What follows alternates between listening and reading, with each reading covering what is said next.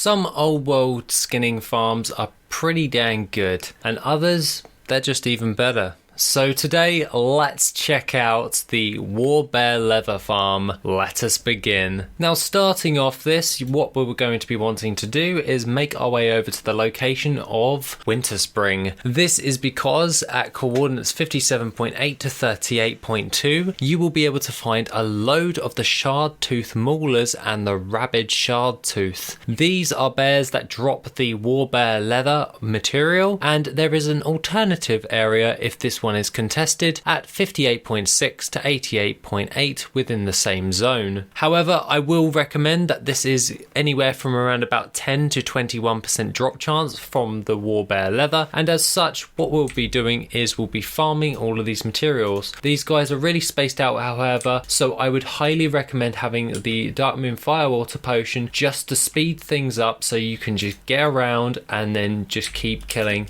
because the more mobs you kill per hour equals in the more chances and the more leather that you will receive for your amount of time farming. Other than that, let's start up the Worth It recorder and we'll keep farming this location. I generally enjoy farming something like this as it's old world, not many people do it, and yet this material is very highly sought after, especially for crafting certain things. This is the classic base transmogs. The different types of transmogs, however, that can be produced from War Bear Leather is the War Bear Harness and also the War Bear Woolies. Both of these sell relatively well on the auction house and are one of the faster of selling transmogs and this is where War Bear Leather derives its value from for crafting these transmog items from classic WoW. Now, one thing to mention is you will be wanting to do a loop of the area. This does take a decent amount of time, so by the time you actually get round to the beginning again, all of the mobs will have respawned. The only pain in the butt about both of these farming spots, which are like the only viable farming spots that I know of, they're just quite spaced out when it comes towards the bears, so therefore we will have to try and get around as fast as possible. If you do have a speed set, however, this can greatly increase the amount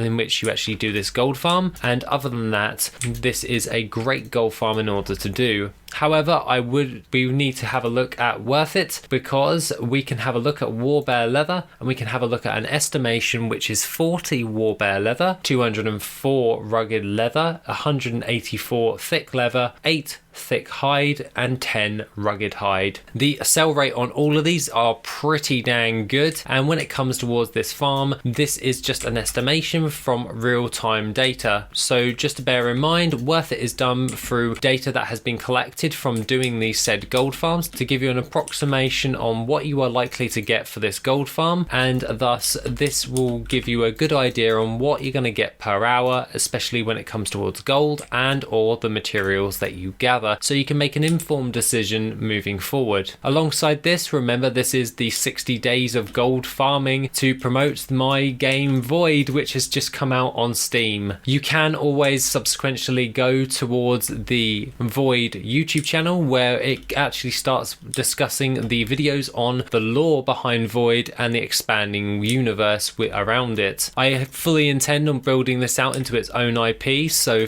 please feel free to actually check out the game on Steam, and also just having a good old time playing the game and letting me know what you think. Other than that, guys, have a wonderful rest of the day, and I shall see you in the next video, which will be soon.